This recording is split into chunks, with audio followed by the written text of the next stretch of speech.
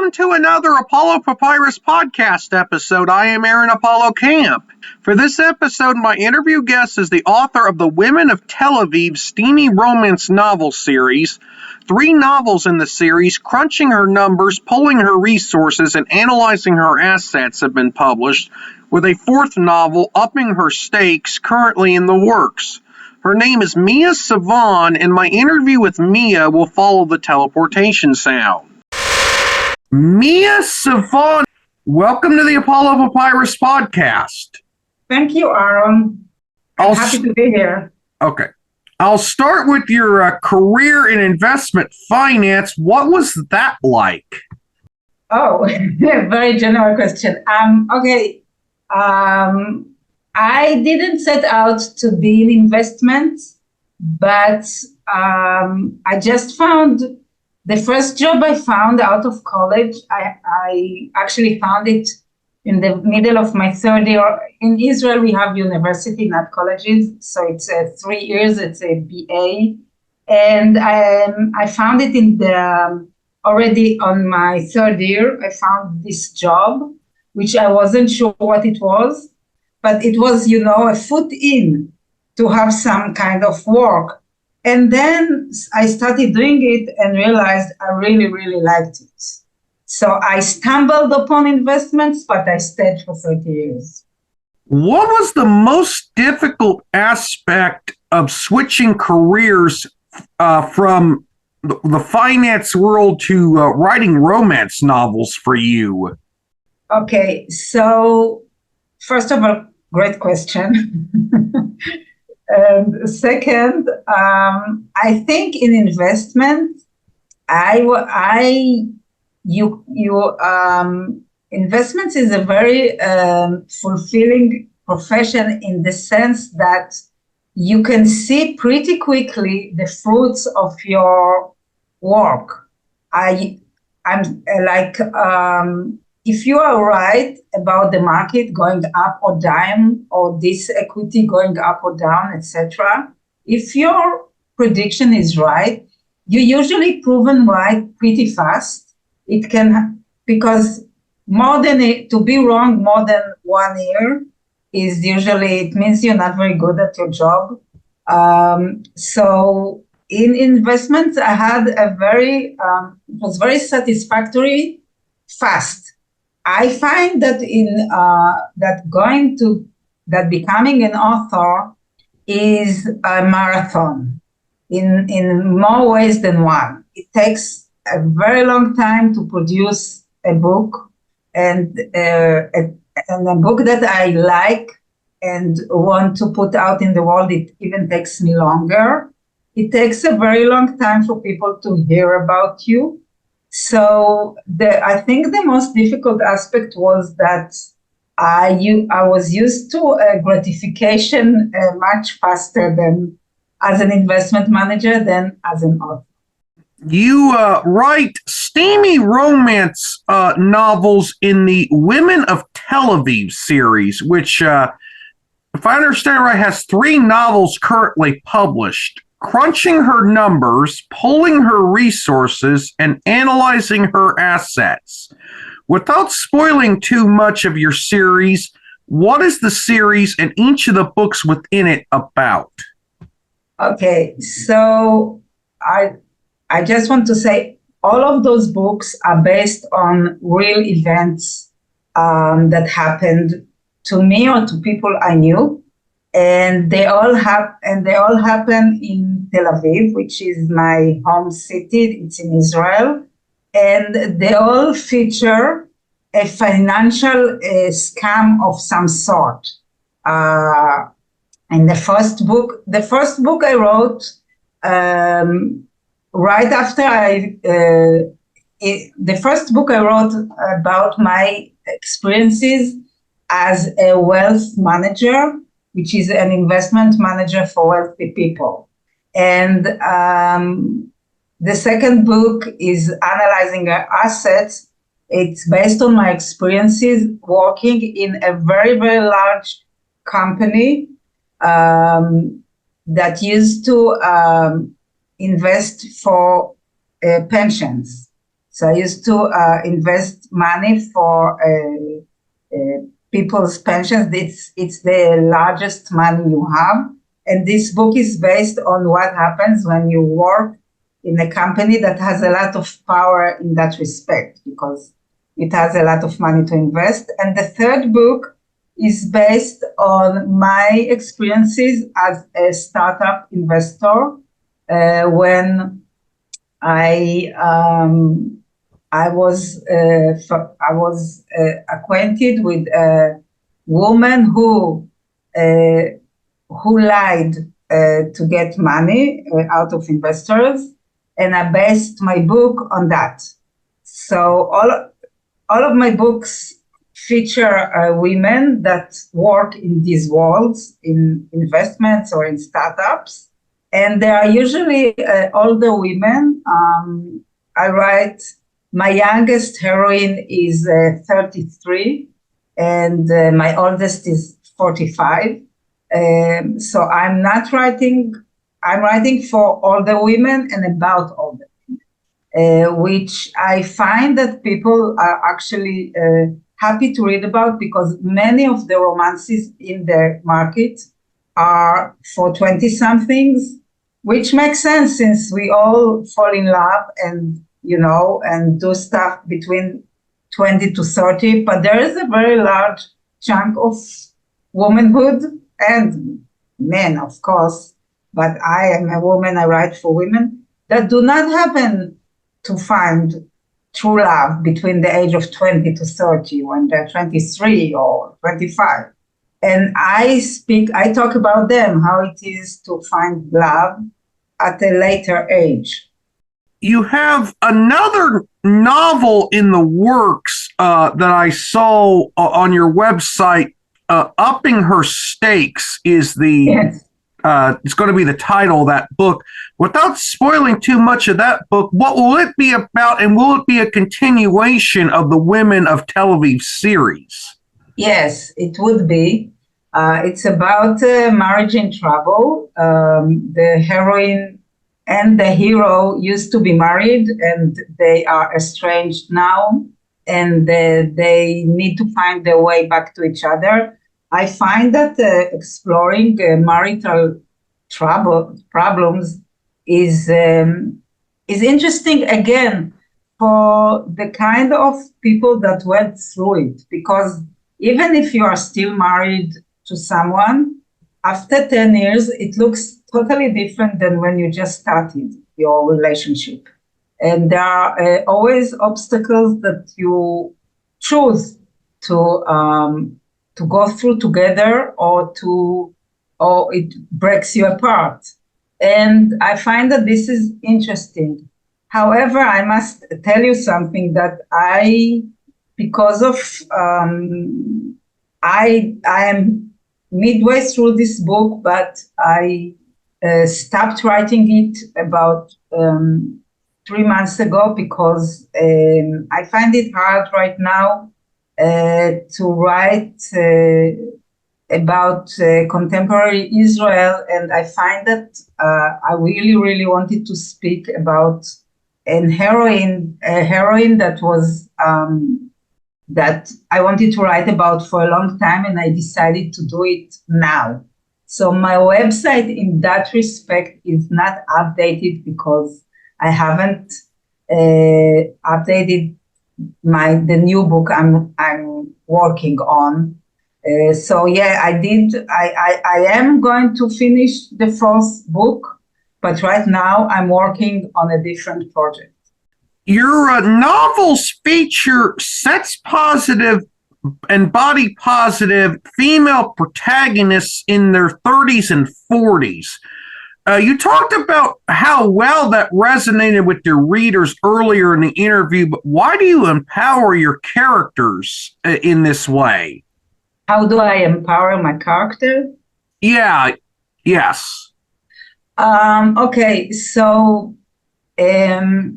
the body positive means that, okay, so my second book is all about someone who is very, very good at what she does. She's very professional. but has issues with the way she looks. And the reason she has issues is because people have been telling her she was overweight all her life, including her sister. And this book explores not her professional development so much, because she's really good at what she does, and that is where she gets her power from. So she's really, really confident that she's smart, but she's very not confident. She's in how she looks, and she's very, very afraid of going into a relationship with the opposite sex. And the way I built it is that she doesn't go into a relationship, but into a bargain, because, she feels confident bargaining with her colleague, who is a man and she's very attracted to, but they both fight for the same job. So she knows there's not going to be any relationship, because she's either going to be his boss or he's going to be her boss. So she feels confident telling him, let's go, do the happy dance. And afterwards we can leave each other. And because she doesn't care so much what he thinks of her, because he's her opponent, she learns, and he's very attracted to her, and through him, she learns to like herself. I absolutely love the design of your book covers, and just to let our listeners know, I've only seen the covers of Mia's books. I've not read any of them yet. But how do you choose the covers for your books, and who designed them? Okay, so this is a steamy romance, which you put a bare-chested man on the book if it's a steamy romance. This way, your readers know that they're going to get explicit scenes in your book. But I wanted an illustrated cover, because I really like them. And so I looked around on Facebook, and I found this lady who, she's the nicest person ever. Her name is Annie Ananda. She's from New Zealand. And she has and if you want her designs, she's called Yummy Book Covers. I also give her credits inside my books, always on the first page where the copyright is. I always give her credit. So her name is Annie, and her website is Yummy Book Covers. And what we do is I told her, listen, in the first book, the lady is very, very beautiful, and I wanted her to look like Gal Gadot.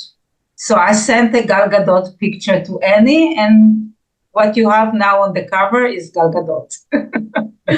On the third book, I wanted someone more mature. So actually the inspiration for the lady on the third book, which is called Pulling Her Resources, is Scarlett Johansson.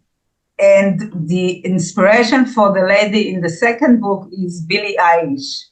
So I'm always using real pictures and real people to, and then I think it's making the job for Annie also easier, because she has something to,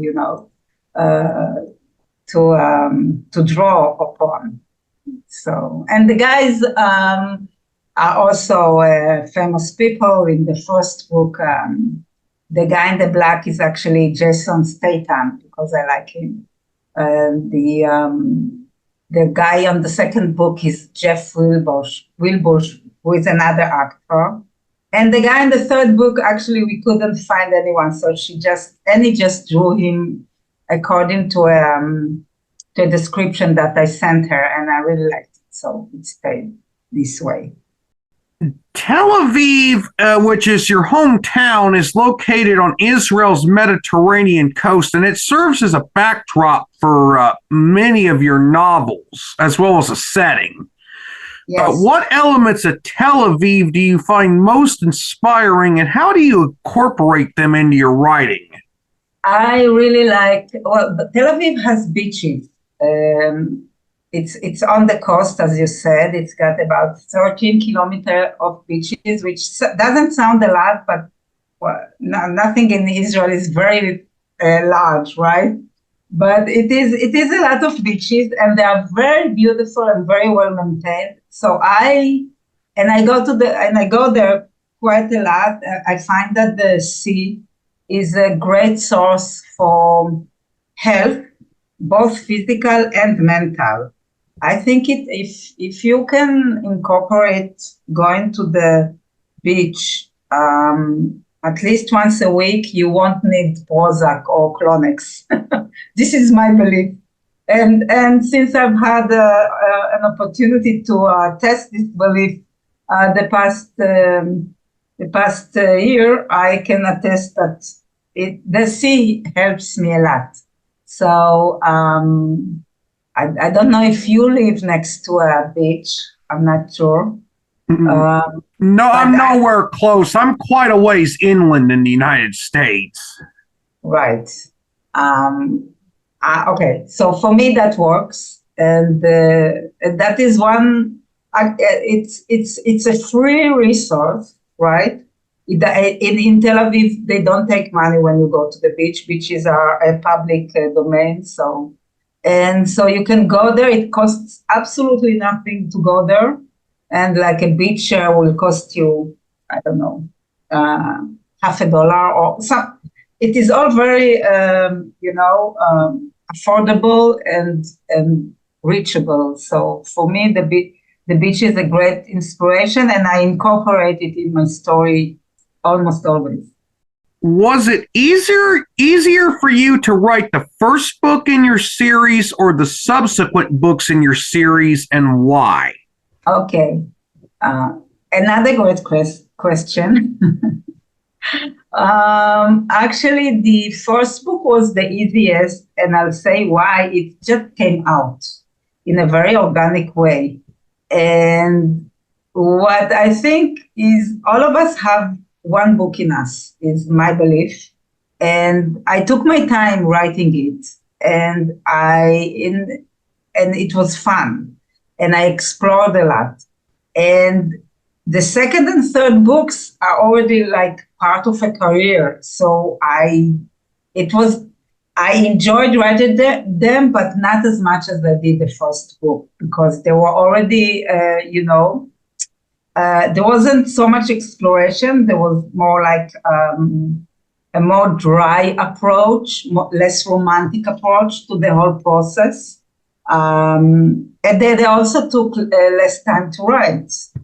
Not that I write pretty slow, but the first book really took me forever.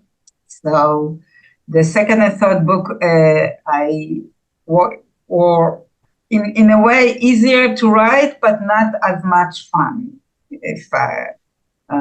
I really liked that the heroine of my third book was 45 years old. For me, that was a lot of fun to write a heroine that is very close to my age. Are the books of the Women of Tel Aviv series, are those self-published, traditionally published, or hybrid published? Self-published. I pay for the line editing. I pay for the covers. It's 100% self-published. What is your best advice to authors out there who want to become a self-published or independent author in their own right? I think everyone should go to the self-publishing route. Traditional publishing, I'm not sure really gives you what you need unless you're a very, very well-known author. And what traditional publishers are doing now, they're actually taking very, very successful indie publishers, indie authors, and give them contracts. So I advise everyone, if you want to write a book, don't spend your time on querying traditional publishers. It is a waste of your resources. I think everyone should self-publish. And there are many, many resources, free resources to learn about it in Facebook and on the internet. And once you start doing it, you learn. And you can learn by trial and error, because it is your time and money. But at least you're doing something. You're out there. You're not waiting for some agent or house or some trad house to fish you out of your slush pile, as they call the pile of manuscripts that they get, and publish you. So I advise everyone to go the self-published route. Mia, thank you for appearing on the Apollo Papyrus podcast. You were an awesome guest. Thank you very much. Can I talk for like a minute about my new project? Go right ahead. Okay. So my new project is actually very different. It's about medieval Spain, but my heroine is still the same as before, which is a strong woman making her way in a male-dominated world. So the theme is the same, but the setting is very different. I find that it's a lot of fun to write it because it takes me out of a little bit out of my everyday, which is lovely sometimes. So that's my new project, and I will be updating my website soon. It was fascinating and wonderful to interview Mia.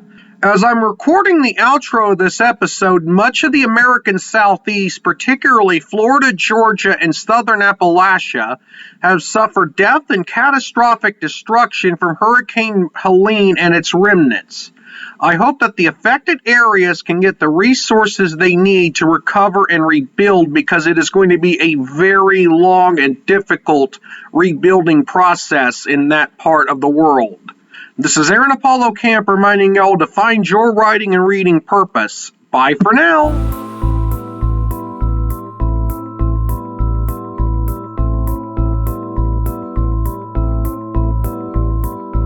Copyright 2024, Aaron Apollo Camp, all rights reserved. This podcast episode is intended for the private listening of our audience. Any reuse or retransmission of this episode without the express written consent of the podcast host is prohibited, except under fair use guidelines. Royalty-free music and sound effects obtained from https://www.zapsplat.com.